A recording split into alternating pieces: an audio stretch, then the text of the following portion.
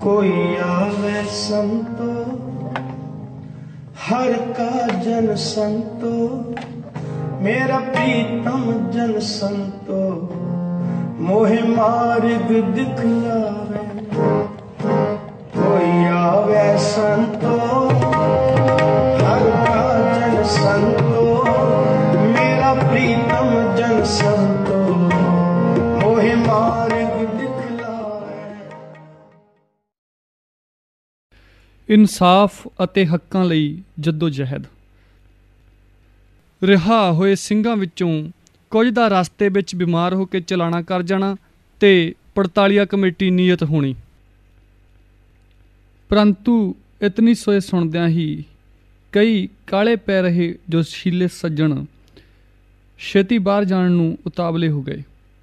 ਉਹ ਲੋਚਣ ਕੇ ਕਦੋਂ ਬਾਹਰ ਦਾ ਨਜ਼ਾਰਾ ਦੇਖੀਏ। ਇੱਧਰ ਜੇਲ੍ਹ ਵਿੱਚ ਇੱਥੋਂ ਤਾਈਂ ਸਾਰੇ ਸੱਜਣ ਜੁੱਚ ਆ ਗਏ ਸੀ ਕਿ ਇਹਨਾਂ ਨੂੰ ਬਾਹਰ ਦੀ ਹਵਾ ਖਾਣੀ ਵੀ ਦੁੱਭਰ ਹੋ ਗਈ ਸੀ। ਅੱਠੋਂ ਪਹਿਰ ਅੰਦਰੇ ਹੀ ਜੰਗਲਿਆਂ ਵਿੱਚ ਤੜੇ ਰਹਿੰਦੇ ਸਨ, ਟਹਿਲਣ ਲਈ ਵੀ ਬਾਹਰ ਨਹੀਂ ਕੱਢਦੇ ਸਨ। ਪਰ ਇਤਨੇ ਨੂੰ ਗਵਰਨਮੈਂਟ ਵੱਲੋਂ ਆਰਡਰ ਆ ਗਿਆ, ਬਲਕਿ ਹਜ਼ਾਰੀਬਾਗ ਜੇਲ੍ਹ ਡਿਪਾਰਟਮੈਂਟ ਤੋਂ ਜਵਾਬ ਤਲਬੀ ਕੀਤੀ ਗਈ ਕਿ ਪੰਜਾਬੀ ਪੋਲੀਟੀਕਲ ਕੈਦੀਆਂ ਨੂੰ ਟਹਿਲਣ ਲਈ 1 ਘੰਟਾ ਕਿਉਂ ਨਹੀਂ ਦਿੱਤਾ ਜਾਂਦਾ। ਇਸ ਕੈਫੀਅਤ ਤਲਬੀ ਦਾ ਇਹ ਕਾਰਨ ਸੀ ਕਿ ਜਦੋਂ ਸਾਡੇ 17-18 ਸਾਥੀ ਸ਼ਾਹੀ ਐਲਾਨ ਦੁਆਰਾ ਰਿਹਾ ਹੋਏ ਸਨ ਤਾਂ ਉਹਨਾਂ ਵਿੱਚੋਂ ਬਾਹਰ ਨਿਕਲਣ ਸਾਰ ਹੀ ਕਈ ਸਖਤ ਬਿਮਾਰ ਹੋ ਚੁੱਕੇ ਸਨ। ਰਸਤੇ ਵਿੱਚ ਹੀ ਨਮੂਨੀਆ ਹੋ ਗਿਆ। 2-3 ਸੱਜਣ ਤਾਂ ਘਰ ਪਹੁੰਚਦੇ ਹੀ ਚੜ੍ਹਾਈ ਕਰ ਗਏ। ਸ਼ਾਇਦ ਪੰਜਾਬ ਦੇ ਅਖਬਾਰਾਂ ਵਿੱਚ ਇਸ ਗੱਲ ਬਦਲੇ ਸਖਤ ਐਜੀਟੇਸ਼ਨ ਹੋਈ ਸੀ। ਹਜ਼ਾਰੀਬਾਗ ਜੇਲ੍ਹ ਅੰਦਰ ਇੱਕ ਇਨਕੁਆਇਰੀ ਕਮੇਟੀ ਇਸ ਗੱਲ ਦੀ ਪੜਤਾਲ ਕਰਨ ਆਈ ਸੀ ਕਿ ਇਸ ਹਾਦਸੇ ਦਾ ਅਸਲੀ ਕਾਰਨ ਕੀ ਹੈ। ਗਹਿਰੀ ਤਫਤੀਸ਼ ਪੜਤਾਲ ਪਿੱਛੋਂ ਉਹ ਇਸ ਨਤੀਜੇ ਉੱਤੇ ਪਹੁੰਚੇ ਸੀ ਕਿ ਇੱਕ ਤਾਂ ਰਿਹਾ ਹੋਣ ਵਾਲਿਆਂ ਨੂੰ ਜਾਣ ਸਮੇਂ ਕਾਫੀ ਕੱਪੜੇ ਨਹੀਂ ਦਿੱਤੇ ਗਏ ਸਨ। ਦੂਜਾ ਵੱਡਾ ਕਾਰਨ ਇਸ ਬਿਮਾਰੀ ਦਾ ਉਹਨੀ ਇਹ ਲੱਭਿਆ ਕਿ ਇਹ ਲੋਕ ਸਾਲਾਂ ਬੱਧੀ ਤੰਗ ਤਾਰੀ ਕੋਠੀਆਂ ਅੰਦਰ ਹੀ ਤੜੇ ਰਹੇ ਤੇ ਇਹਨਾਂ ਨੂੰ ਬਾਹਰ ਦੀ ਹਵਾ ਮਾਤਰ ਵੀ ਨਹੀਂ ਲਵਾਈ ਗਈ ਅਤੇ ਟਹਿਲਣ ਦਾ ਅਵਸਰ ਵੀ ਨਹੀਂ ਦਿੱਤਾ ਗਿਆ। ਇਤਨੇ ਸਾਲਾਂ ਦੀ ਲਗਾਤਾਰ ਦੜਬੇਬੰਦੀ ਪਿੱਛੋਂ ਇੱਕਦਮ ਬਾਹਰ ਉਹ ਨਿਕਲੇ ਤੇ ਨਿਕਲ ਕੇ ਤੇਜ਼ ਰਫ਼ਤਾਰ ਮੋਟਰਾਂ ਉੱਤੇ ਪਹਿਲੀ 40 ਮੀਲ ਹਜ਼ਾਰੀਬਾਗ ਰੋਡ ਨੂੰ ਸਟੇਸ਼ਨ ਨੂੰ ਨਿਕਲਦੇ ਸਾਰ ਲਿਜਾਏ ਗਏ ਤਾਂ ਇਤਨੇ ਫਾਸਲੇ ਵਿੱਚ ਹੀ ਬਹੁਤ ਸਾਰੇ ਸੱਜਣ ਬਿਮਾਰ ਹੋ ਗਏ ਅਤੇ ਬਾਕੀ ਦੇ ਰੇਲਵੇ ਸਫ਼ਰ ਵਿੱਚ ਬਿਮਾਰ ਪੈ ਗਏ। ਇੱਕਦਮ ਬਾਹਰ ਆਉਣ ਨਾਲ ਬਾਹਰ ਦੀ ਤੇਜ਼ ਹਵਾ ਸਹਾਰ ਨਹੀਂ ਸਕੇ। ਇਨਕੁਆਇਰੀ ਕਮੇਟੀ ਦੀ ਇਸ ਰਿਪੋਰਟ ਪਰ ਗਵਰਨਮੈਂਟ ਨੇ ਉੱਪਰਲੀ ਕੈਫੀਅਤ ਜੇਲ੍ਹ ਵਾਲਿਆਂ ਤੋਂ ਤਲਬ ਕੀਤੀ ਸੀ ਤੇ ਘੰਟਾ ਨਿੱਤ ਖੁੱਲ੍ਹੇ ਮੈਦਾਨ ਵਿੱਚ ਕੈਦੀਆਂ ਨੂੰ ਟਹਿਲਾਉਣ ਦਾ ਹੁਕਮ ਦਿੱਤਾ ਸੀ। ਦਾਸ ਨੂੰ ਗੁਪਤ ਵਸੀਲਿਆਂ ਤੋਂ ਇਸ ਆਰਡਰ ਦਾ ਪਤਾ ਲੱਗ ਗਿਆ ਸੀ। ਇਹਨਾਂ ਜੇਲ੍ਹ ਵਾਲਿਆਂ ਨੇ ਨਾਮ ਮਾਤਰ ਸਾਨੂੰ ਬਾਹਰ ਟਹਿਲਾਉਣਾ ਸ਼ੁਰੂ ਕਰ ਦਿੱਤਾ, ਪਰ ਇਸ ਵਿੱਚ ਆਪਣੀ ਮਿਹਰਬਾਨੀ ਹੀ ਜਤਾਉਣ, ਪੂਰਾ ਘੰਟਾ ਵੀ ਟਹਿਲਣ ਨੂੰ ਨਾ ਦੇਣ। 15 ਮਿੰਟਾਂ ਵਿੱਚ ਹੀ ਫੇਰ ਤੁਰ ਕੇ ਫੇਰ ਅੰਦਰ ਤਾੜ ਦਿਆ ਕਰਨ। ਕਦੇ ਕਤਾਈਂ ਬਹੁਤੇ ਤੋਂ ਬਹੁਤਾ ਸਮਾਂ ਜੇ ਦਿੱਤਾ ਹੋਊ ਤਾਂ ਮਸਾਂ ਅੱਧਾ ਘੰਟਾ ਦਿੱਤਾ ਹੋਊ। ਖੁੱਲ੍ਹੇ ਮੈਦਾਨ ਵਿੱਚ ਟਹਿਲਾਉਣ ਦੇ ਥਾਂ ਸਪੈਸ਼ਲ ਸੈੱਲ ਬਲਾਕਾਂ ਦੇ ਹਾਤਿਆਂ ਵਿੱਚ ਹੀ ਟਹਿਲਾਇਆ ਕਰਨ। ਚੌਂ ਪੰਜਾਂ ਨੂੰ ਕੱਢ ਕੇ ਲੈ ਜਾਇਆ ਕਰਨ ਤੇ 15 ਕੁ ਮਿੰਟ ਫੇਰ ਤੁਰ ਕੇ ਵਾਪਸ ਲਾਇਆ ਕਰਨ। ਖੁੱਲ੍ਹਣ ਬੰਦ ਹੋਣ ਤੇ ਆਉਣ ਜਾਣ ਦਾ ਹੀ ਝੇੜਾ ਰਿਹਾ ਕਰੇ, ਅੰਦਰੇ ਹੀ ਕੰਮ ਕਰਾਇਆ ਕਰਨ। ਇਤਨੇ ਨੂੰ ਇੱਕ ਹਿੰਦੁਸਤਾਨ ਤੇ ਬਾਹਰਲੇ ਮੁਲਕਾਂ ਦੇ ਰਿਟਾਇਰਡ ਜੇਲ੍ਹ ਜਰਨੈਲਾਂ ਦਾ ਜੱਥਾ ਮੁਲਕਾਂ ਦੇ ਜੇਲ੍ਹਾਂ ਦੇ ਮੁਲਾਜ਼ੇ ਕਰਦਾ ਅਤੇ ਹਿੰਦੁਸਤਾਨ ਦੇ ਸਾਰੇ ਜੇਲ੍ਹਾਂ ਨੂੰ ਵੇਖਦਾ ਚੱਖਦਾ ਇੱਥੇ ਹਜ਼ਾਰੀਬਾਗ ਵੀ ਆ ਗਿਆ। ਇਸ ਜੱਥੇ ਦੇ ਆਉਂਦੇ ਨੂੰ ਅਸੀਂ ਅੰਦਰੇ ਤੜੇ ਹੋਏ ਸੀ। ਅਚਾਨਕ ਹੀ ਇਹ ਆ ਗਏ। ਜੇਲ੍ਹ ਵਾਲਿਆਂ ਨੂੰ ਥੋੜ੍ਹਾ ਅਰਸਾ ਪਹਿਲਾਂ ਹੀ ਪਤਾ ਲੱਗਾ। IG ਵੀ ਨਾਲ ਸੀ। ਆਉਂਦੇ ਹੀ ਝੱਟ ਮੇਰੀ ਕੋਠੀ ਦੇ ਵਿਹੜੇ ਵਿੱਚ ਆ ਵੜੇ। ਸਾਰੀਆਂ ਉਹਨਾਂ ਨੂੰ ਸ਼ਿਕਾਇਤਾਂ ਸੁਣਾਈਆਂ। ਉਹਨਾਂ ਵੀ ਕੰਨ ਦੇ ਕੇ ਸੁਣੀਆਂ, ਜਿਸ ਦਾ ਅਸਰ ਇਹ ਹੋਇਆ ਕਿ ਕੋਠੀਆਂ ਵਿੱਚੋਂ ਚੱਕੀਆਂ ਸਾਰੀਆਂ ਢਾਈਆਂ ਗਈਆਂ ਅਤੇ ਸਾਰਿਆਂ ਨੂੰ ਖੁੱਲ੍ਹੀ ਬਾਰਕ ਵਿੱਚ ਰੱਖਣ ਦਾ ਫੈਸਲਾ ਕੀਤਾ ਗਿਆ। ਪੋਲੀਟੀਕਲਾਂ ਨੂੰ ਬੈਂਤਾਂ ਲੱਗਣ ਦੀ ਸਜ਼ਾ ਦੇ ਬਰਖਲਾਫ ਸਖਤ ਕਾਰਵਾਈ ਕੀਤੀ ਗਈ, ਪਰ ਪੰਚਾਂ ਦਾ ਕਹਿਣਾ ਸਿਰ ਮੱਥੇ, ਪਰਨਾਲਾ ਉਹ ਥਾਂ ਦਾ ਥਾਂ। ਉਲਟਾ ਇਸ ਸ਼ਿਕਾਇਤਬਾਜ਼ੀ ਦੇ ਬਦਲੇ ਜੇਲ੍ਹ ਅਫਸਰ ਮੇਰੇ ਹੋਰ ਵੀ ਬੈਰ ਪੈ ਗਏ। ਚੱਕੀਆਂ ਤਾਂ ਕੋਠੀਆਂ ਵਿੱਚ ਉਖੜ ਗਈਆਂ ਅਤੇ ਬੈਂਤਾਂ ਦੀ ਸਜ਼ਾ ਵਿੱਚ ਵੀ ਸੰਕੋਚ ਹੋ ਗਿਆ, ਪਰੰਤੂ ਸਾਨੂੰ ਕਿਸੇ ਨੇ ਕੋਠੀਆਂ ਵਿੱਚੋਂ ਬਾਹਰ ਨਾ ਕੱਢਿਆ। ਬਾਰਕਾਂ ਵਿੱਚ ਤਾਂ ਕੀ ਲੈ ਜਾਣਾ ਸੀ, ਟਹਿਲਣ ਦਾ ਸਮਾਂ ਵੀ ਨਾ ਵਧਾਇਆ। ਬਹੁਤ ਸਾਰੇ ਸੱਜਣ ਰੋਹ ਵਿੱਚ ਆ ਗਏ ਤੇ ਲੱਗੇ ਅੰਦਰੋਂ ਅੰਦਰੀ ਗੁੰਦਣ। ਬਾਹਰਲੀਆਂ ਹਵਾਵਾਂ ਲੈਣ ਨੂੰ ਉਤਾਵਲੇ ਹੋ ਰਹੇ ਪਿੰਜਰ ਪਖੇਰੂਆਂ ਨੂੰ ਹੋਰ ਸਹਾਰਾ ਕਰਨਾ ਦੁੱਭਰ ਹੋ ਗਿਆ। ਆਪਣੇ ਫੰਦ ਪ੍ਰਾਣ ਮੁਕਲੇ ਕਰਨ ਦੇ ਆਪ ਉਪਰਾਲੇ ਸਜਾ ਲਏ। ਉਦੋਂ ਹੀ ਪਤਾ ਲੱਗਾ ਕਿ ਹਰਨ ਮੋਰਚੇ ਫੇਰ ਬਣਾ ਲਏ। ਮੈਨੂੰ ਕੁਛ ਪਤਾ ਸਾਰ ਹੀ ਨਾ।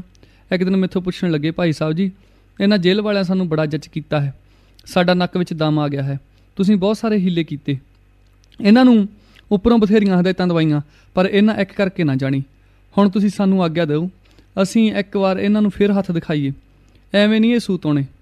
ਅਸੀਂ ਆਪ ਤੋਂ ਬਿਨਾਂ ਪੁੱਛਿਆ ਹਰਨ ਮੋਰਚੇ ਤਾਂ ਬਣਾ ਲਏ ਹਨ, ਪਰ ਹਰਨ ਹੋਣ ਦਾ ਹੌਸਲਾ ਨਹੀਂ ਕਰ ਸਕਦੇ, ਕਿਉਂਕਿ ਅੱਗੇ ਆਪ ਦਾ ਕਿਹਾ ਨਾ ਮੰਨਣ ਦਾ ਫਲ ਅਸੀਂ ਭਲੀ ਵੇਦੇ ਚੱਖ ਰਹੇ ਹਾਂ। ਅੱਗੇ ਤਾਂ ਅਸੀਂ ਆਪ ਦੀ ਆਗਿਆ ਉਲੰਘ ਕੇ ਆਪ ਉਧਰੇ ਹਰਨ ਹੋ ਗਏ ਸੀ, ਤੇ ਆਪ ਬਥੇਰਾ ਮਨਾ ਕਰ ਹਟੇ ਤਾਂ ਸਾਨੂੰ ਫੇਰ ਮੁੜ ਕੇ ਆਉਣਾ ਪਿਆ। ਹੁਣ ਤੁਸੀਂ ਖੁਸ਼ੀ ਹੋ ਕੇ ਸਾਨੂੰ ਆਪਣੀ ਵਾਹ ਲਾਉਣ ਦੀ ਖੁੱਲ੍ਹ ਦੇ ਦਿਓ, ਫਿਰ ਅਸੀਂ ਕਿਸੇ ਦੇ ਲੈਣ ਦੇ ਨਹੀਂ। ਇਸ ਪਰ ਦਾਸ ਨੇ ਉਹਨਾਂ ਪ੍ਰਤੀ ਇਸ ਵਿਧ ਆਪਣੇ ਖਿਆਲ ਪ੍ਰਗਟ ਕੀਤੇ। ਸੱਜਣ ਜਨੋ, ਦਾਸ ਆਪ ਦਾ ਬੜਾ ਧੰਨਵਾਦੀ ਹੈ ਕਿ ਆਪ ਸਹਿਬਾਨ ਮੇਰੀ ਸਲਾਹ ਲੈਣ ਦੀ ਪ੍ਰਵਾਹ ਰੱਖਦੇ ਹੋ, ਪਰ ਦਾਸ ਦਾ ਅੰਤਸ਼ਕਰਨ ਅਜੇ ਵੀ ਆਪ ਸੱਜਣਾਂ ਨੂੰ ਹਰਨ ਹੋਣ ਦੀ ਸਲਾਹ ਨਹੀਂ ਦਿੰਦਾ, ਬਲਕਿ ਦਾਸ ਆਪ ਦੇ ਹਰਨ ਮੋਰਚੇ ਬਣਾਉਣ ਵਾਲੀ ਕਾਹਲੀ ਕਰਨ ਵਿੱਚ ਰਾਜੀ ਨਹੀਂ। ਮੈਨੂੰ ਪੱਕਾ ਪ੍ਰਤੀਤ ਹੈ ਕਿ ਤੁਸੀਂ ਜਦ ਚਾਹੋ ਹਰਨ ਹੋ ਸਕਦੇ ਹੋ। ਚਾਹੇ ਮੈਨੂੰ ਕੁਛ ਪਤਾ ਨਹੀਂ ਕਿ ਆਪ ਨੇ ਕਿਸ ਪ੍ਰਕਾਰ ਦੇ ਮੋਰਚੇ ਬਣਾਏ ਹਨ, ਪਰ ਮੈਨੂੰ ਇਹ ਪ੍ਰਤੀਤ ਹੈ ਕਿ ਤੁਸੀਂ ਜੋ ਕੁਛ ਕਰਨਾ ਚਾਹੋਗੇ ਸੋ ਕਰ ਦਿਖਾਓਗੇ। ਪਰ ਤੁਸੀਂ ਅਜੇ ਧੀਰਜ ਧਰੋ। ਮੈਨੂੰ ਗੁਪਤ ਵਸੀਲੇ ਦੁਆਰਾ ਪਤਾ ਲੱਗਿਆ ਹੈ ਕਿ ਬਾਹਰ ਆਪਣੇ ਛਡਾਉਣ ਲਈ ਪੰਥ ਵੱਲੋਂ ਖਾਸੇ ਯਤਨ ਹੋ ਰਹੇ ਹਨ, ਅਤੇ ਮੈਂ ਇਹ ਵੀ ਬੜੇ ਵਸੂਕ ਨਾਲ ਸੁਣਿਆ ਹੈ ਕਿ ਆਪਣੇ ਕਾਲੇ ਪਾਣੀ ਵਾਲੇ ਸਾਥੀ ਵੀ ਇਸ ਜੇਲ੍ਹ ਵਿੱਚ ਬੁਲਾਏ ਜਾ ਰਹੇ ਹਨ। ਇਸ ਦੇ ਕਈ ਅਰਥ ਲਗਾਏ ਜਾ ਰਹੇ ਹਨ ਕਿ ਜਾਂ ਤਾਂ ਹਜ਼ਾਰੀਬਾਗ ਜੇਲ੍ਹ ਨੂੰ ਹੀ ਪੰਜਾਬੀ ਪੋਲੀਟੀਕਲਾਂ ਦਾ ਕਾਲਾ ਪਾਣੀ ਬਣਾਉਣ ਲੱਗੇ ਹਨ, ਜਾਂ ਛੱਡ ਛਡਾਈ ਦਾ ਕੋਈ ਇੰਤਜ਼ਾਮ ਹੋ ਰਿਹਾ ਹੈ। ਪਰ ਇਹ ਖਬਰ ਯਕੀਨੀ ਹੈ ਕਿ ਉਹ ਇੱਥੇ ਜ਼ਰੂਰ ਆ ਰਹੇ ਹਨ, ਸੋ ਘੱਟੋ ਘੱਟ ਉਹਨਾਂ ਦੇ ਆਉਣ ਤਾਈਂ ਤਾਂ ਅਟਕੋ, ਅਤੇ ਜ਼ਰੂਰ ਅਟਕੋ, ਕਾਲੇ ਨਾ ਪਵੋ। ਦੇਖੋ ਕਰਤਾਰ ਦੇ ਰੰਗ। ਸਾਥੀ ਜਨ, ਪਰ ਭਾਈ ਸਾਹਿਬ ਜੀ, ਹੁਣ ਤਾਂ ਅਸੀਂ ਮੋਰਚੇ ਬਣਾ ਬੈਠੇ ਹਾਂ, ਉਹਨਾਂ ਮੋਰਚਿਆਂ ਦਾ ਕੀ ਕਰੀਏ? ਦਾਸ, ਬੇਮਲੂਮੇ ਹਨ ਕਿ ਮਲੂਮ ਹੁੰਦੇ ਹਨ?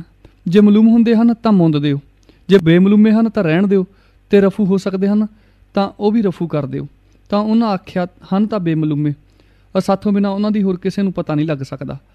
ਤੇ ਇਸ ਪਰ ਦਾਸ ਨੇ ਆਖਿਆ ਕਿ ਭਲੀ ਗੱਲ ਤਾਂ ਇਹੋ ਹੈ ਕਿ ਰਫੂ ਹੀ ਕੀਤੇ ਜਾਣ, ਨਾ ਜਾਣੀਏ ਕੋਈ ਸੱਜਣ ਤੁਹਾਡੇ ਵਿੱਚੋਂ ਕਿਸੇ ਵੇਲੇ ਕਮਜ਼ੋਰ ਹੋ ਜਾਵੇ ਤੇ ਸਾਰਾ ਭਾਂਡਾ ਭੰਨ ਬੈਠੇ। ਇਹ ਗੱਲ ਸੁਣ ਕੇ ਉਹ ਸਾਰੇ ਸਹਿਮਤ ਹੋ ਗਏ, ਪਰ ਔਲੀ ਕਦ ਟਲਦੀ ਹੈ। ਸਿੰਘਾਂ ਤੇ ਅਫਸਰਾਂ ਦੀ ਜੇਲ੍ਹ ਇੰਤਜ਼ਾਮ ਬਾਰੇ ਬਹਿਸ। ਇੱਕ ਦਿਨ ਸੁਪਰਡੈਂਟ ਜੇਲਰ ਸਣੇ ਰੌਂਦ ਕਰਨ ਲਈ ਆਏ ਤਾਂ ਸਾਡੇ ਸਾਹਮਣੇ ਭਾਂਤ-ਭਾਂਤ ਦੀਆਂ ਡਿੰਗਾਂ ਮਾਰ ਲੱਗੇ। ਸਾਡੇ ਵਿੱਚੋਂ 4-5 ਸੱਜਣ ਛੋਟੇ ਨਿਹੰਗ ਗੰਡਾ ਸਿੰਘ ਅਤੇ ਨੱਥਾ ਸਿੰਘ ਧੁੰਨ ਵਰਗੇ ਸਪੈਸ਼ਲ ਬਲਾਕਾਂ ਦੇ ਵਿੱਚ ਟਹਿਲਣ ਗਏ ਹੋਏ ਸੀ, ਅਤੇ ਦਿਨ ਨੂੰ ਟਹਿਲਾ ਕੇ ਉੱਥੇ ਹੀ ਉਹਨਾਂ ਕੋਠੀਆਂ ਵਿੱਚ ਬੰਦ ਕੀਤੇ ਸਨ। ਇਸ ਰੌਂਦ ਕਰਨ ਵਾਲੇ ਲਾਣੇ ਦੀ ਉਹਨਾਂ ਨਾਲ ਉੱਥੇ ਹੀ ਝੜਪ ਹੋ ਗਈ। ਅਫਸਰ ਉੱਥੇ ਜਾ ਕੇ भी लगे उसर डींगा मारन कि देखा हमने तुमको कैसा काबू किया हुआ है, अब तो भागो, कैसे भाग सकते हो? हमने तुमको खूब कुंद गोशे कर रखा है, बड़ा इंतजाम से रखा है। गंडा सिंह, ताइयों तुसी सानू कोठियां तो बाहर निकल नहीं दिंदे, हालांकि उपरों गवर्नमेंट आर्डर सानू खुले रखण दा आ चुका है। तुसी चंगे सरकार दे फर्मा बरदार हो। अपनी इस करतूत द्वारा तुसी एक प्रकार सानू नाफरमानियां दे सबक सिखाउंदे हो। जेलर, हमारा जेल वालों का अपना इंतज़ाम है, अपने इंतज़ाम के हम आप जिम्मेवार हैं। गंडा सिंह, असीं तां तुसाडे इंतज़ाम नाल इत्थे नहीं रहे हुए, मते किते एवें आकड़े फिरदे हो। सुपरडेंट, हमारे इंतज़ाम से नहीं तो और किस तरह से रहे हुए हो? तुम लोगों की क्या मजाल है कि आप भाग सको? गंडा सिंह, बहुते आफरे ना फिरो, असीं तां कदे दे तुहानूं हथ दिखा दिंदे, पर की करिए? कहो कहो, आगे क्या कहना चाहते हो? रुक क्यों गए? गंडा सिंह, अड़ा इंतजाम तो असीं कदे दा घुसेड़ दिंदे, पर सानू इजाजत नहीं मिलती, की करिए? सुपरडेंट, इजाजत किसकी? गंडा सिंह, जिस दे रखे हुए असीं हुण ताईं रहे हाँ। जेलर, और किसके रखे हुए रहे हो? हमारे इंतजाम के रखे हुए रहे हो। गंडा सिंह, बड़ा क्यों गिबदे हो? असीं तां हुणे ही हथ दिखा दईए, पर भाई साहब साडी कुछ पेश नहीं जाण दिंदे। उन्हां ने ही सानू हुण ताईं वर्जी रखिया है, नहीं तां असीं कदे दे पत्तरा वाच जांदे। सुपरडेंट, भाई साहब कौन? जेलर, रणधीर सिंह को जे लोग भाई साहब बोलते हैं। वैसे तो आमतौर पर ये लोग एक दूसरे को भाई साहब कह के पुकारते हैं, मगर रणधीर सिंह को जे खास तौर पर भाई साहब कह के पुकारते हैं। चूंकि रणधीर सिंह इन सब लोगों में से किसी के साथ बातचीत करता है तो इन सब को भाई साहब कह के मुखातब होता है। भाई साहब का नाम उसके मुंह पर बहुत चढ़ा हुआ है, इसलिए उसका भी नाम भाई साहब ही पड़ गया। सुपरडेंट, ऐसा नहीं, जे सचमुच उसका बहुत अदब करते हैं, क्योंकि वो बड़ा धार्मिक आदमी है, इसलिए उसकी इज्जत करते हैं। मेरे ख्याल में ये बात सच है कि जे लोग उसके रोके हुए ही थोड़ा बहुत रुके रहते हैं, नहीं तो ये बहुत फतूर मचाए रखते। मगर ये बात सच नहीं कि जे लोग आप भाग सकते हैं या रणधीर सिंह के रुकने से रुके हुए हैं। जहां हमारा इंतज़ाम इतना ज़बरदस्त है कि जे कभी भाग नहीं सकते। भला रणधीर सिंह ने इनको क्या रोकना था? पिछली दफ़ा जब ये भागने लगे थे तो रणधीर सिंह ने बहुत जोर लगाया, मगर ये रुके नहीं। सच बात तो ये है कि जे लोग अब भाग ही नहीं सकते। हमारा इंतज़ाम ही ऐसा है। गंडा सिंह रोवे चाके, तुम्हारा कुछ इंतज़ाम नहीं। सुपरडेंट धरती ते पैर मार के, हमारा इंतज़ाम है, हमारा इंतज़ाम है। गंडा सिंह, कुछ नहीं कुछ नहीं कुछ नहीं, स्वा भी नहीं। सुपरडेंट, क्या तुम आप भाग सकते हो? गंडा सिंह, हाँ, जद भी जी चाहे भज सकते हैं। सुपरडेंट, क्या तुम हमारे सामने बंद कोठरी से निकल कर दिखा सकते हो? गंडा सिंह, हाँ, बाहर निकल के दिखा ਤਾਂ ਦਿੰਦਾ ਹਾਂ, ਪਰ ਤੁਸੀਂ ਕਿਹੜਾ ਮੈਨੂੰ ਤੇ ਮੇਰੇ ਸਾਥੀਆਂ ਨੂੰ ਦੁੱਧ ਕੀ ਦੇਣਾ ਹੈ? ਸਗੋਂ ਕੋਈ ਹੋਰ ਤੰਗੀ ਹੀ ਦੇ ਜਾਓਗੇ। ਕਿਹੜਾ ਚੰਗਾ ਸਲੂਕ ਕਰਨ ਲੱਗੇ ਹੋ? ਫਿਰ ਵੀ ਤੁਹਾਨੂੰ ਯਕੀਨ ਨਹੀਂ ਆਉਣ ਲੱਗਾ ਕਿ ਅਸੀਂ ਜਦ ਚਾਹੇ ਭੱਜ ਸਕਦੇ ਸੀ। सुपरडेंट ਤੇ जेलर मिलवी आवाज़ नाल, हाँ, फिर यकीन क्यों नहीं आवेगा?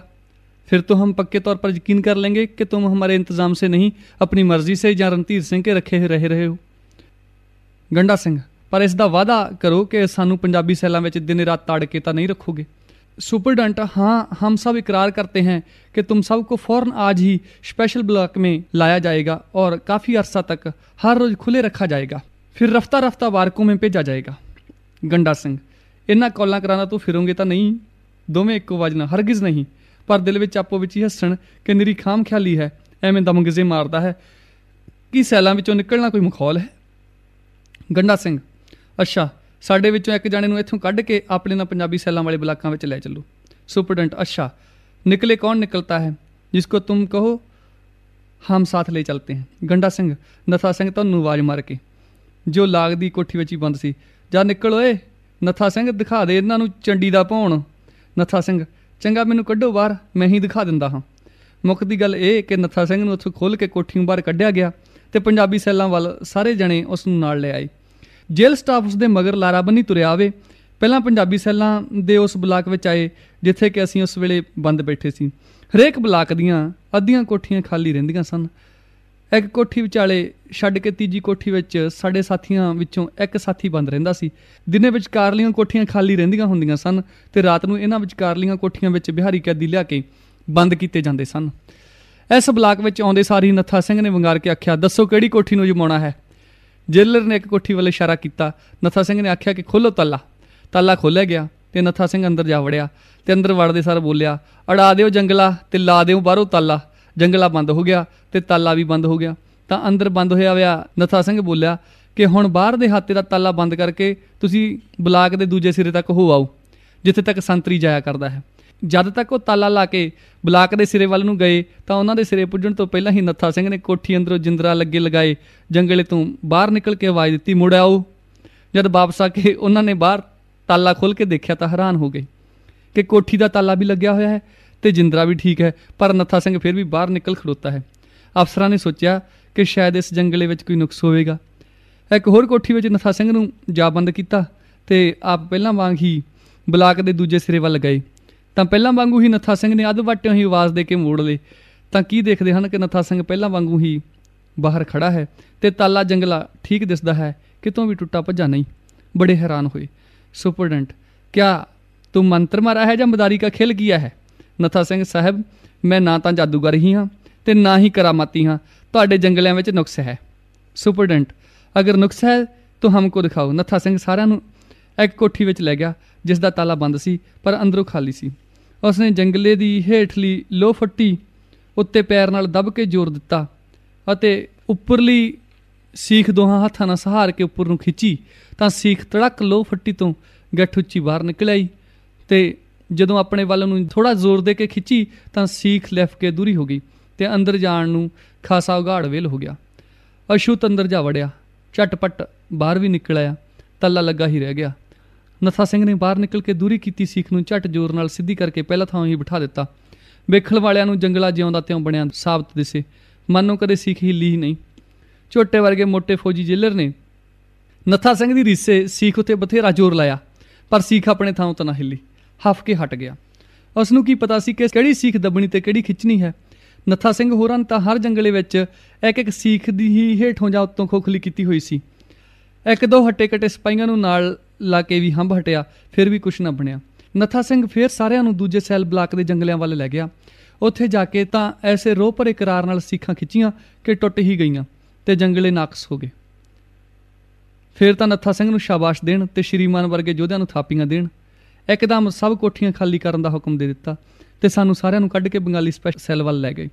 ਰਾਹ ਜਾਂਦੇ ਜਾਂਦੇ ਬੜੀਆਂ ਬੁਸ਼ਾਰਤਾਂ ਦੇਣ ਤੇ ਸ਼ੁਕਰੀਆ ਅਦਾ ਕਰਨ। ਮੈਨੂੰ ਲੱਗ ਕਰਕੇ ਆਖਣ ਲੱਗੇ, ਸ਼ਾਬਾਸ਼ ਰਣਧੀਰ ਸਿੰਘ, ਤੁਮਨੇ ਹਮਾਰੀ ਜੇਲ੍ਹ ਵਾਲੋਂ ਕੀ ਬੜੀ ਇੱਜ਼ਤ ਰੱਖੀ। ਸਾਡੀ ਪੱਤਾ ਬਰੋ ਤੁਹਾਡੀ ਤਫੈਲ ਰਹਿ ਗਈ, ਨਹੀਂ ਤਾਂ ਰੰਚਕ ਸੰਦੇਹ ਨਹੀਂ ਸੀ ਕਿ ਤੁਸੀਂ ਲੋग ਜਦੋਂ भी चाहते तो भज सकते सी और हम लोग सब फांसी लग जाते, सबकी रोजगार मार हो जाती और बदनामी की तो कोई हद ना रहती। हम ये एहसान तुम्हारा कभी ना भुलाएंगे और अब से कोई तकलीफ तुम लोगों को नहीं देंगे, बल्कि हर किस्म का आराम देंगे। जैसे तुम लोगों ने हमारी रखी, हम भी इसका हक ज़रूर अदा करेंगे। सिख लोग बड़े बहादुर उपकारी लोग होते हैं। मैं तुसी लोग अकैरत घण ते एहसान फरामोश हो। सुपरडेंट ते जेलर थापी दे के ऐसा मत कहो, पिछली खफगी दूर करो और हमारे पिछले कसूर माफ़ करो। आप देखोगे कि हम लोग आगे के लिए आपके साथ कैसा सलूक करेंगे। मैं अच्छा देख लवांगे, खालसा तो सदा ही साफ दिल है, तुसी अखां फेर जानियां हन। जेलर नहीं नहीं, ऐसा कभी नहीं होगा, खातर जमा रखो, हम बहुत खुश हैं, तुमने हमारी बड़ी इज्जत रखी। बारंबार इउं कहंदे होए वाहोदा ਚਾਂਬੜਾਂ ਪਾਉਂਦੇ ਚਲੇ ਗਏ ਅਤੇ ਕਿਸੇ ਹੋਰ ਆਰੇ ਜਾ ਲੱਗੇ। ਘੰਟਾ 2 ਘੰਟੇ ਸਿੰਘਾਂ ਦੇ ਖੂਬ ਪ੍ਰੇਮ ਮਿਲਣੇ ਹੋਏ ਅਤੇ ਕੁੱਟ-ਕੁੱਟ ਜੱਫੀਆਂ ਪੈਂਦੀਆਂ ਰਹੀਆਂ ਤੇ ਆਥਣ ਤਾਈਂ ਖੁੱਲੇ ਹੀ ਰਹੇ। ਦਿਨ ਛਿਪਦੇ ਹੀ ਥਾਂ ਥਾਈਂ ਨਵੇਕਲੀਆਂ ਕੋਠੀਆਂ ਵਿੱਚ ਅੱਡੋ ਅੱਡੀ ਜਾ ਬੰਦ ਹੋਏ। 2-3 ਬਲਾਕ ਸਾਂਭ ਲਏ। ਕੋਠੀਆਂ ਦੇ ਮੂਹਰਲੇ ਪਾਸੇ ਹਰੇਕ ਬਲਾਕ ਵਿੱਚ ਸਾਂਝਾ ਬਰਾਂਡਾ, ਸਾਹਮਣੇ ਪਹਾੜ ਦੀ ਠੰਡੀ ਠੰਡੀ ਹਵਾ ਫਰਨ ਸਿੱਧੀ ਆਵੇ, ਸਨਮੁਖ ਪਹਾੜਾਂ ਦੇ ਹਰਿਆਵਲੇ ਨਜ਼ਾਰੇ ਦਿਸਣ, ਅੰਦਰੋਂ ਕੋਠੀਆਂ ਦੇ ਫਰਸ਼ ਬਲੌਰ ਵਾਂਗੂ ਝਲਕਣ।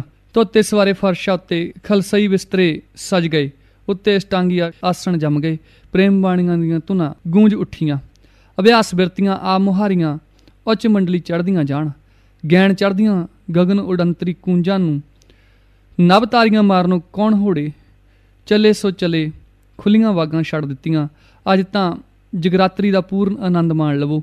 ਕੱਲ ਕਿਸ ਨੇ ਡਿੱਠਾ ਹੈ ਕਿ ਕਿਹਾ ਚੜ੍ਹਨਾ ਹੈ।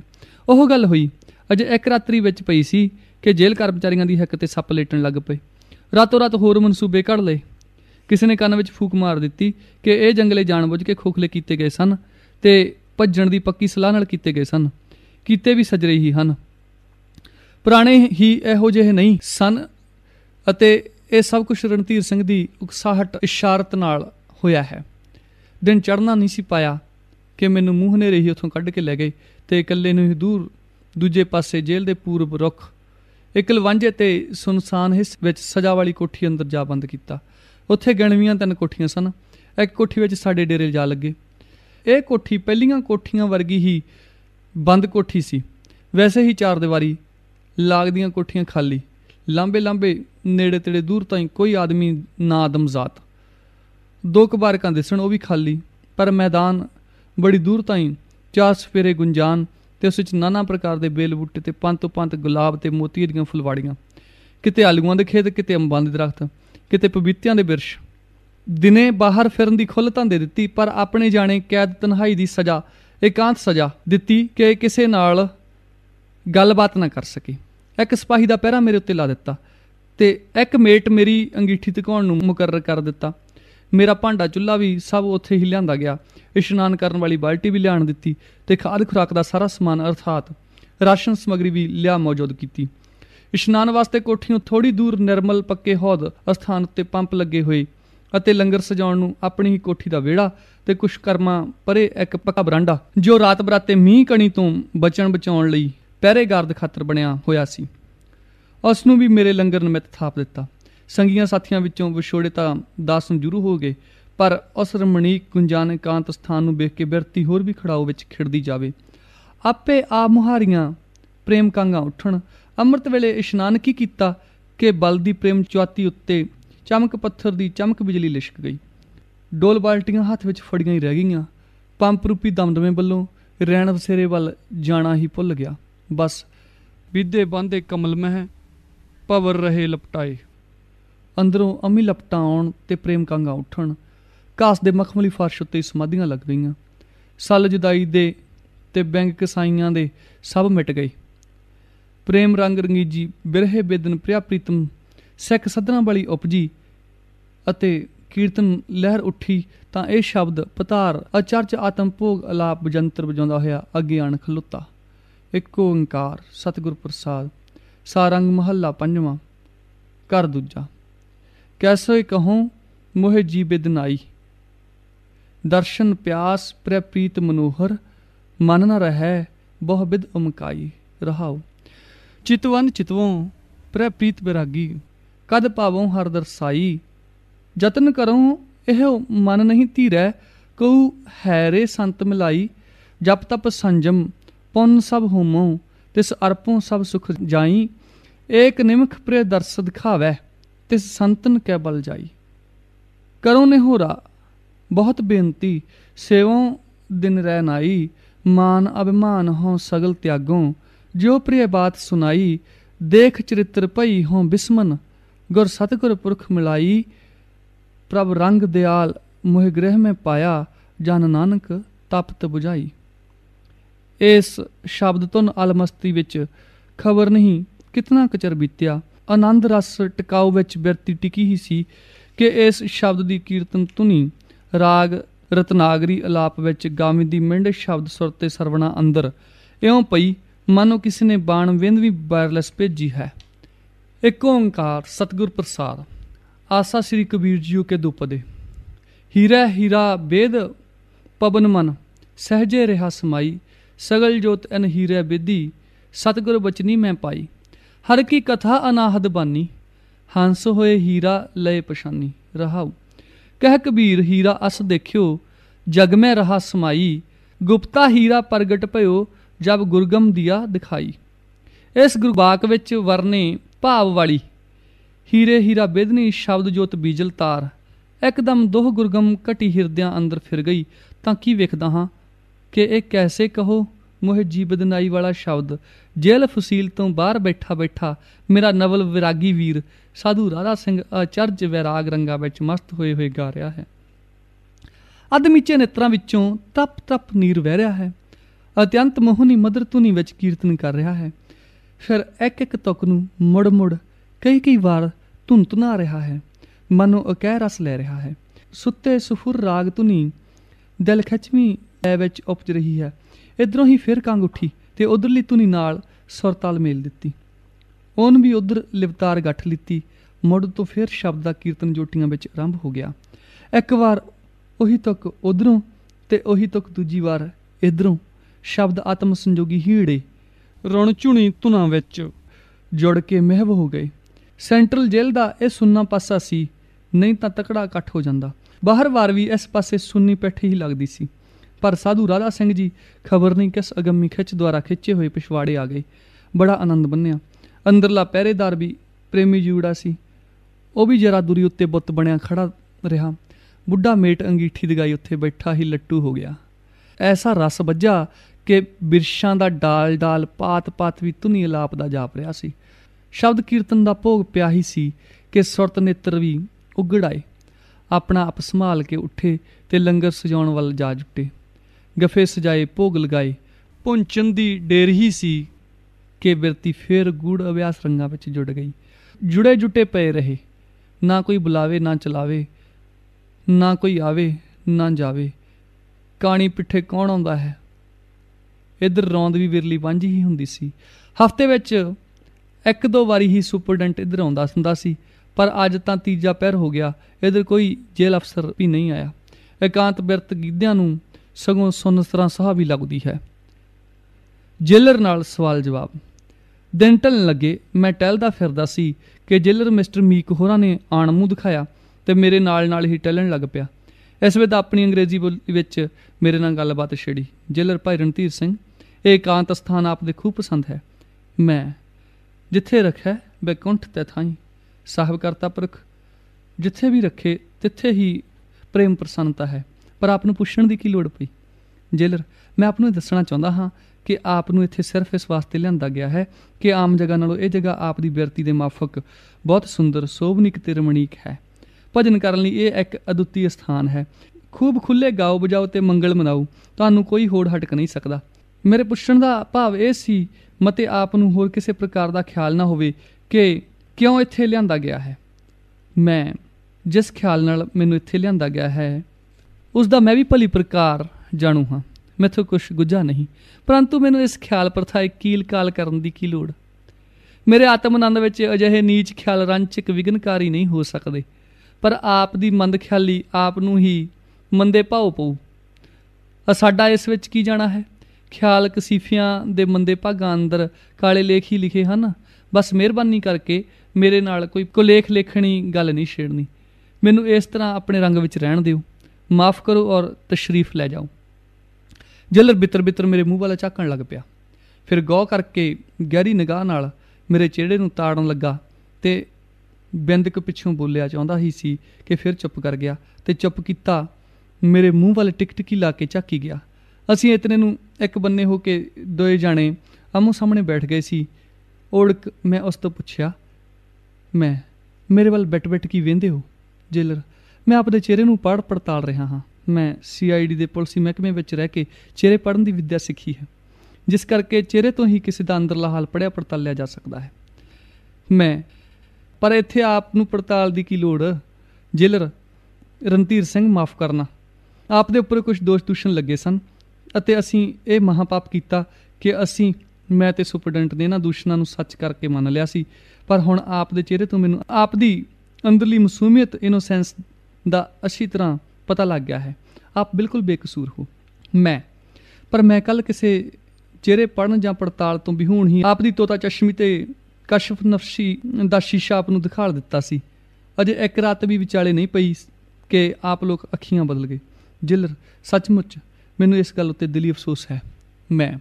ਹੁਣ ਅਫਸੋਸ ਕੀਤੇ ਕੀ ਬਣਦਾ ਹੈ? ਪਹਿਲਾਂ ਕਿਸੇ ਦਾ ਮੂੜਾ ਮੜ ਦੇਣਾ, ਪਿੱਛੋਂ ਅਫਸੋਸ ਕਰਨਾ। ਸਾਡੇ ਸਤਿਗੁਰੂ ਦਾ ਵਾਕ ਹੈ, ਐਸਾ ਕੰਮ ਮੂਲੇ ਨਾ ਕੀਚੈ ਜੇ ਤੰਤ ਪਛੁਤਾਈ ਹੈ। ਜੇਲਰ, ਪਰ ਅਸੀਂ ਮੂੜਾ ਆਪ ਦਾ ਕੋਈ ਨਹੀਂ ਬੰਨਿਆ। ਇਹ ਆਪ ਕੀ ਬੁਝਾਰਤ ਪਾਉਂਦੇ ਹੋ? ਜਿਨ ਮਨ ਹੋਰ ਮੁਖ ਹੋਰ ਸੇ ਕਾਂਡੇ ਕੱਚੇ ਆ। ਜੇਲਰ, ਮੈਨੂੰ ਇਸ ਦਾ ਮਤਲਬ ਵੀ ਸਮਝਾਓ। ਮਤਲਬ ਕੀ? ਆਪਦੇ ਮਨ ਵਿੱਚ ਕੋਈ ਹੋਰ ਪਾਪ ਹੈ ਤੇ ਮੁੱਖੋਂ ਮੀਸਣੀਆਂ ਗੱਲਾਂ ਕਰ ਸੁਣਾਉਂਦੇ ਹੋ। ਜੇਲਰ, ਜੋ ਪਾਪ ਸੀ ਸੋ ਮੈਂ ਦੱਸ ਦਿੱਤਾ।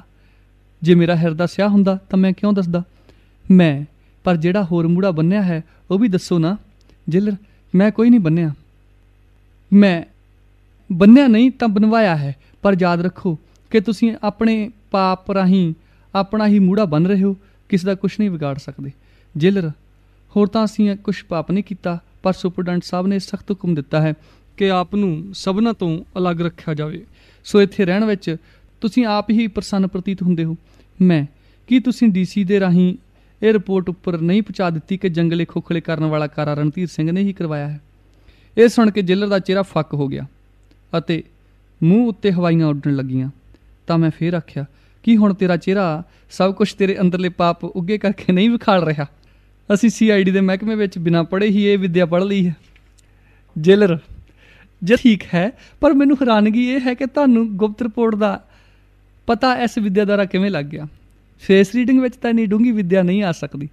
ਸੱਚ ਦੱਸਦਾ ਹਾਂ ਕਿ ਜਾਣਬੁੱਝ ਕੇ ਆਪ ਤੋਂ ਇਹ ਗੱਲਾਂ ਲੁਕਾ ਕੇ ਨਹੀਂ ਰੱਖੀ, ਪਰ ਸੁਤੇ ਹੀ ਮੈਨੂੰ ਦੱਸਣਾ ਭੁੱਲ ਗਿਆ। ਸੱਚਮੁੱਚ ਅਸੀਂ ਇਹ ਮਹਾਂਘੋਰ ਪਾਪ ਕੀਤਾ ਹੈ। ਪਰ ਮੈਂ ਆਪ ਨੂੰ ਯਕੀਨ ਦਿਵਾਉਂਦਾ ਹਾਂ ਕਿ ਇਸ ਰਿਪੋਰਟ ਦੀ ਬਹੁਤ ਛੇਤੀ ਤਰਤੀਬ ਕੀਤੀ ਜਾਵੇਗੀ। ਮੈਂ ਹੁਣੇ ਜਾਂਦਾ ਹੀ ਪਹਿਲਾਂ ਇਹੋ ਕੰਮ ਕਰਾਂਗਾ। ਪਰ ਮੈਂ ਇੱਕ ਗੱਲ ਆਪ ਤੋਂ ਪੁੱਛਦਾ ਹਾਂ, ਉਮੀਦ ਆਪ ਦੱਸਣ ਦੀ ਕੁਝ ਦਰੇਗ ਨਹੀਂ ਕਰੋਗੇ ਅਤੇ ਮੈਨੂੰ ਯਕੀਨ ਹੈ ਕਿ ਆਪ ਜੋ ਕੁਝ ਦੱਸੋਗੇ ਸੋ ਸੱਚ ਦੱਸੋਗੇ। ਅੱਛਾ, ਮਤਲਬ ਵਾਲੀ ਗੱਲ ਹੁਣ ਆਖੀ ਹੈ। ਇਹੋ ਤਾਂ ਆਪ ਦੇ ਇੱਥੇ ਆਉਣ ਦਾ ਪ੍ਰਯੋਜਨ ਹੈ। ਅੱਛਾ, ਪੁੱਛੋ, ਕੀ ਪੁੱਛਦੇ ਹੋ?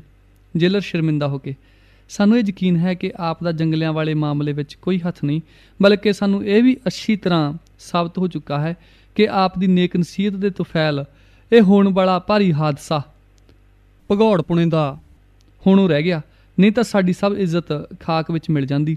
ਸਾਡੀਆਂ ਜੜ੍ਹਾਂ ਮੇਖਾਂ ਧੁਰ ਤਲੇ ਮੂਲ ਤੋਂ ਹੀ ਪੁੱਟੀਆਂ ਜਾ ਚੁੱਕੀਆਂ ਸਨ। ਹੁਣ ਆਪ ਦੇ ਨੇਕ ਨਿਹਾਦ ਨਫਸ ਤੋਂ ਅਤੇ ਆਪ ਦੀ ਗਿਆਤ ਬੋਧ ਬੁੱਧੀ ਤੋਂ ਅਸੀਂ ਇਹ ਫਾਇਦਾ ਉਠਾਉਣਾ ਚਾਹੁੰਦੇ ਹਾਂ ਕਿ ਤੁਸੀਂ ਇਸ ਮਾਮਲੇ ਦੇ ਅਸਲ ਕਾਰਨ ਦੱਸ ਕੇ ਸਾਡੀ ਇਮਦਾਦ ਕਰੋ ਕਿ ਜੰਗਲੇ ਕਿਸ ਨੇ ਖੋਖਲੇ ਕੀਤੇ ਹਨ। ਇਸ ਗੱਲ ਨੂੰ ਸਿਵਾਏ ਆਪ ਦੀ ਜ਼ਾਤ ਦੇ ਕੋਈ ਨਹੀਂ ਖੋਲ੍ਹ ਸਕਦਾ। ਮੈਂ ਗਰਜ ਕੇ, ਗੋਇਆ ਤੁਸੀਂ ਮੈਨੂੰ ਗਦਾਰ ਬਣਾਉਣਾ ਚਾਹੁੰਦੇ ਹੋ ਅਤੇ ਤੁਸੀਂ ਇਸ ਗੱਲ ਨੂੰ ਮੰਨ ਲਿਆ ਕਿ ਮੈਂ ਇਸ ਗੁਨਾਹ ਵਿੱਚ ਵੀ ਸ਼ਾਮਲ ਹਾਂ। ਜੇਲਰ ਨਹੀਂ ਨਹੀਂ, ਰੱਬ ਦੀ ਸਹੁੰ, ਬਾਈ ਗਾਡ ਹਰਗਿਜ਼ ਨਹੀਂ। ਇਹ ਖਿਆਲ ਤਾਂ ਹਰਗਿਜ਼ ਨਹੀਂ। ਮੈਂ ਤਾਂ ਪਹਿਲਾਂ ਹੀ ਦੱਸ ਚੁੱਕਾ ਹਾਂ ਕਿ ਆਪ ਦਾ ਇਸ ਵਿੱਚ ਕੁਛ ਹੱਥ ਨਹੀਂ। ਪਰ ਤੁਹਾਨੂੰ ਖਬਰ ਹੈ ਕਿ ਇਹ ਕੰਮ ਕਿਸ ਨੇ ਕੀਤਾ ਹੈ? ਮੈਂ। ਹੋਰ ਦੂਜੇ ਕਿਸੇ ਦੇ ਹੱਥ ਦਾ ਮੈਨੂੰ ਕੀ ਪਤਾ ਹੈ? ਜੇਲਰ ਆਪ ਬੜੀਆਂ ਗੋਝ ਗੱਲਾਂ ਦੱਸ ਦਿੰਦੇ ਹੋ। ਇੱਥੇ ਵੀ ਟੇਵਾ ਲਾਓ। ਮੈਂ ਕੋਈ ਜਲਗਰ ਮਦਾਰੀ ਨਜ਼ੂਮੀ ਤਾਂ ਨਹੀਂ। ਮੈਂ ਤਾਂ ਟੇਵਾ ਲਾਉਣ ਵਾਲੀਆਂ ਗੱਲਾਂ ਵਿੱਚ ਪੈਣਾ ਹੀ ਮਹਾਂਪਾਪ ਸਮਝਦਾ ਹਾਂ। ਇਹ ਤਾਂ ਸੁੱਤੇ ਸਹਿਜ ਸੁਭਾਅ ਹੀ ਤੁਹਾਡੇ ਜਿਹੇ ਥੋੜ ਦਿਲਿਆਂ ਦੇ ਡੂੰਘ ਥੋੜਾ ਪਤਾ ਲੱਗ ਜਾਂਦਾ ਹੈ, ਜਿਸ ਵਿੱਚ ਪੀਰੀ ਕਰਾਮਾਤ ਕੀ ਹੈ। ਜੇਲਰ ਫਿਰ ਗੱਲ ਦਾ ਪਹਿਲੂ ਪਲਟ ਕੇ, ਸਰਦਾਰ ਸਾਹਿਬ ਅਸਲ ਗੱਲ ਇਹ ਹੈ ਕਿ ਤੁਹਾਡੇ ਸਾਥੀਆਂ ਦੀ ਸਾਰੀ ਵਾਕਫੀਅਤ ਜੈਸੀ ਤੁਹਾਨੂੰ ਹੈ ਹੋਰ ਕਿਸੇ ਨੂੰ ਨਹੀਂ ਹੋ ਸਕਦੀ। ਤੁਹਾਨੂੰ ਪਤਾ ਹੈ ਕਿ ਉਹਨਾਂ ਵਿੱਚ ਕੌਣ ਇਸ ਗੱਲ ਵਿੱਚ ਮਾਹਰ ਹੈ ਜੋ ਤੁਸੀਂ ਲੱਖਣ ਲਾ ਸਕਦੇ ਹੋ, ਹੋਰ ਕੋਈ ਨਹੀਂ। ਮੇਰੇ ਭਾਰਾ ਦਾ ਸਭ ਸਾਧ ਰੂਪ ਹਨ। ਜੇਲਰ ਤਾਂ ਫਿਰ ਇਹ ਜੰਗਲੇ ਕਿਸ ਤਰ੍ਹਾਂ ਖਰਾਬ ਹੋ ਗਏ? ਅੱਛਾ, ਤਾਂ ਆਪ ਲੋਕਾਂ ਨੂੰ ਇਹ ਸ਼ੱਕ ਹੈ ਕਿ ਜੰਗਲੇ ਕਿਸੇ ਨੇ ਜਾਣ ਬੁੱਝ ਕੇ ਖਰਾਬ ਕੀਤੇ ਹਨ।